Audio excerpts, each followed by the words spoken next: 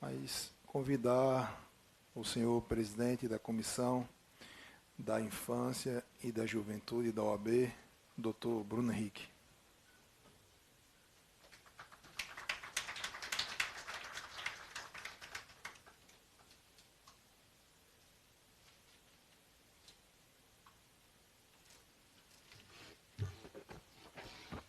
Boa tarde a todos.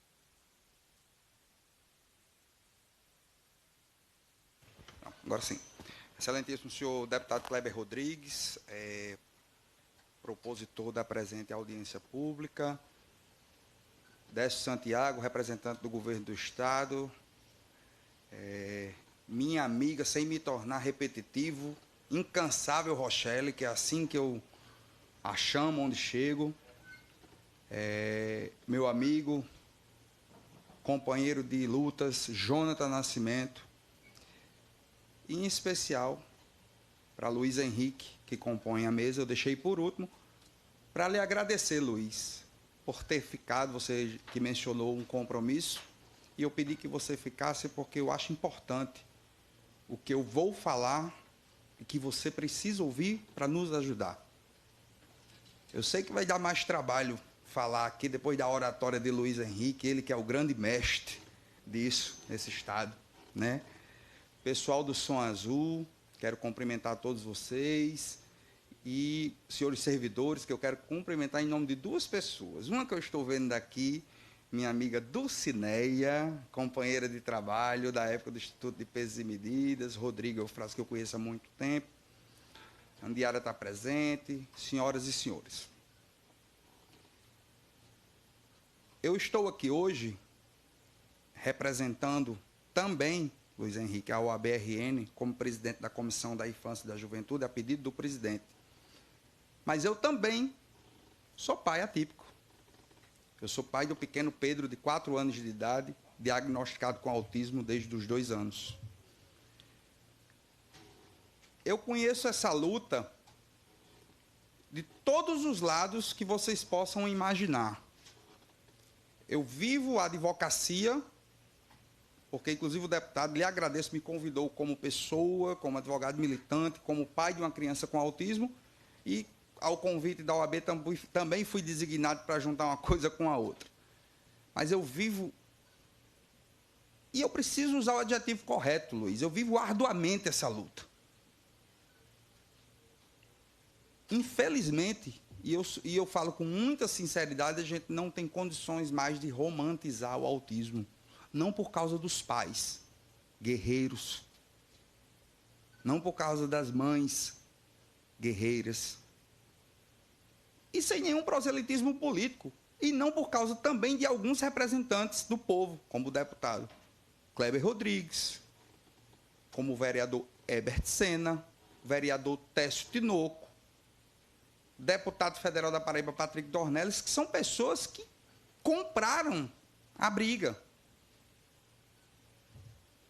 Deputado, eu preciso dizer a Vossa Excelência e ao amigo Décio Santiago também, que a resolução 03 de 2016 do Conselho Estadual de Educação, que fixa as normas do atendimento especializado no âmbito do Estado do Rio Grande do Norte, acreditem vocês ou não, em seu artigo 19, fala o seguinte: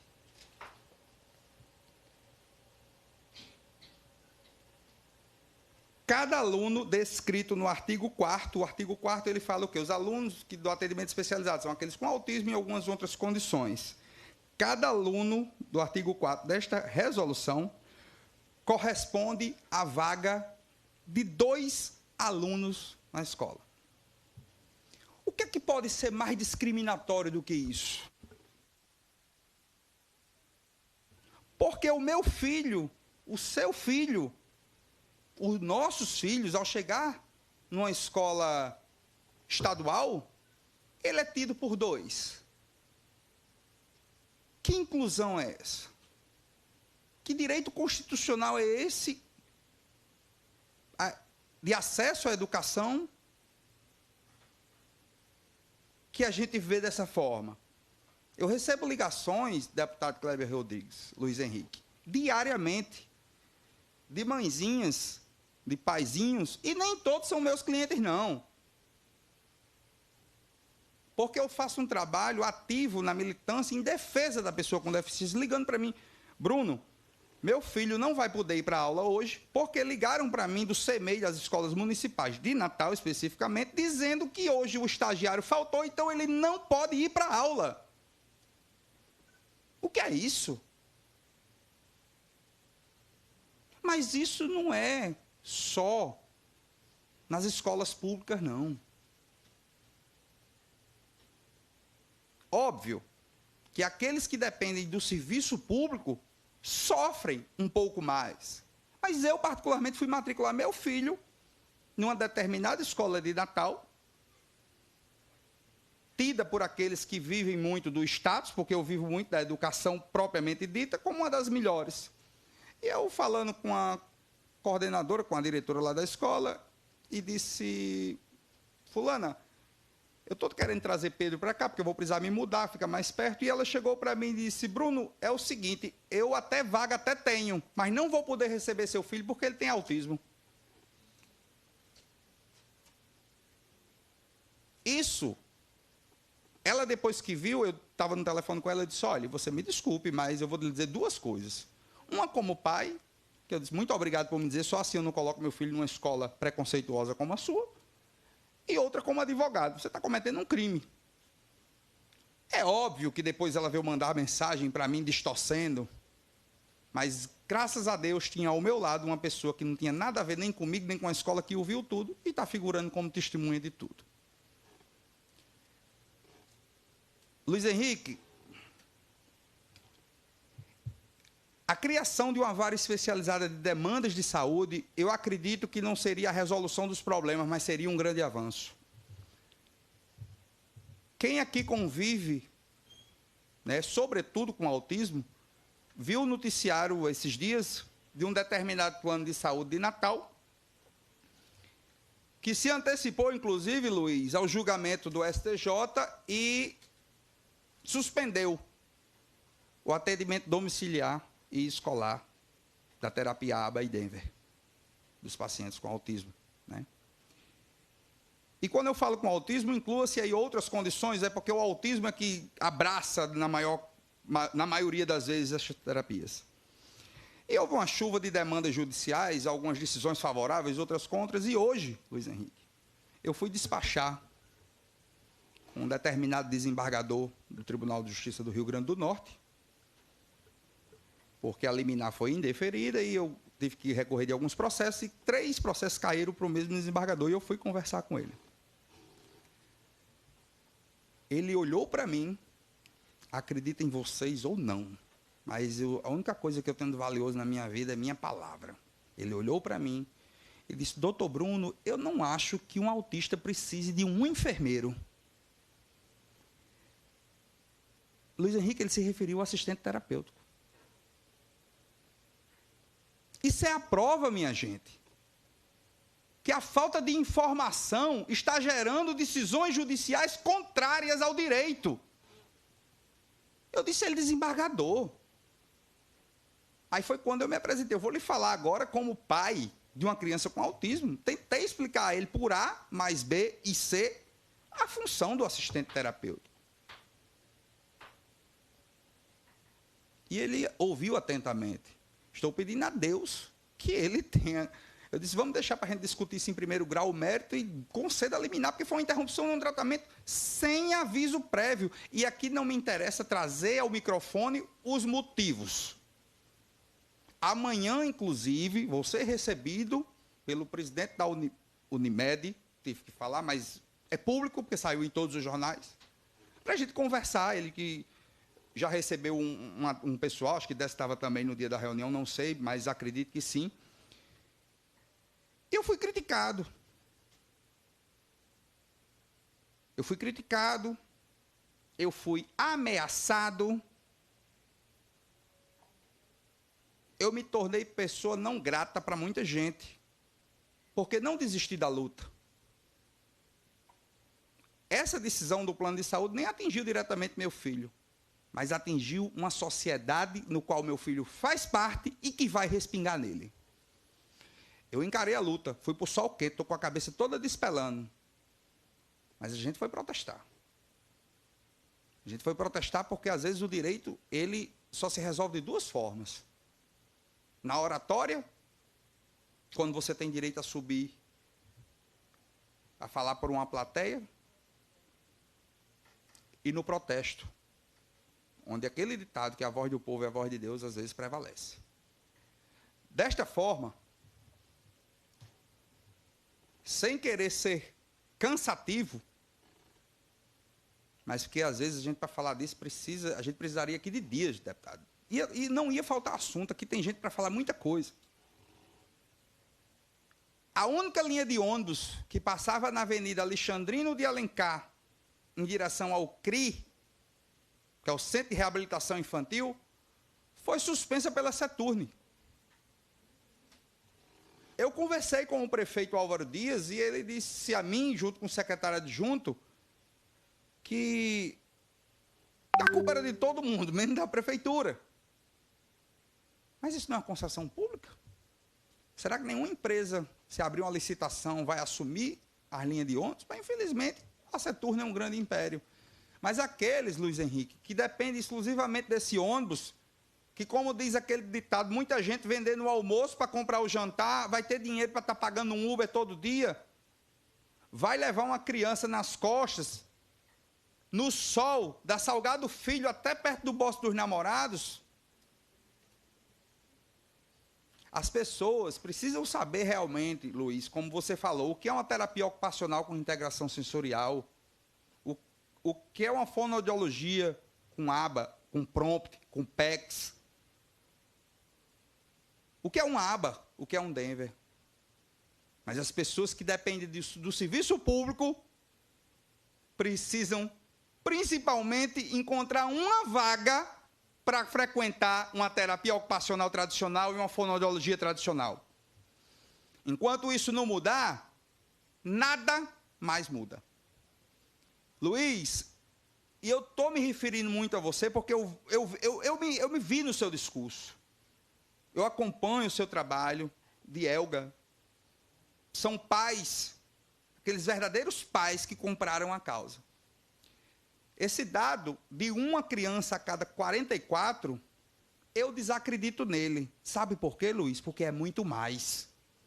Infelizmente, ainda não existe uma estatística oficial, porque, segundo dizem, vai entrar no IBGE essa averiguação, essa apuração, este levantamento.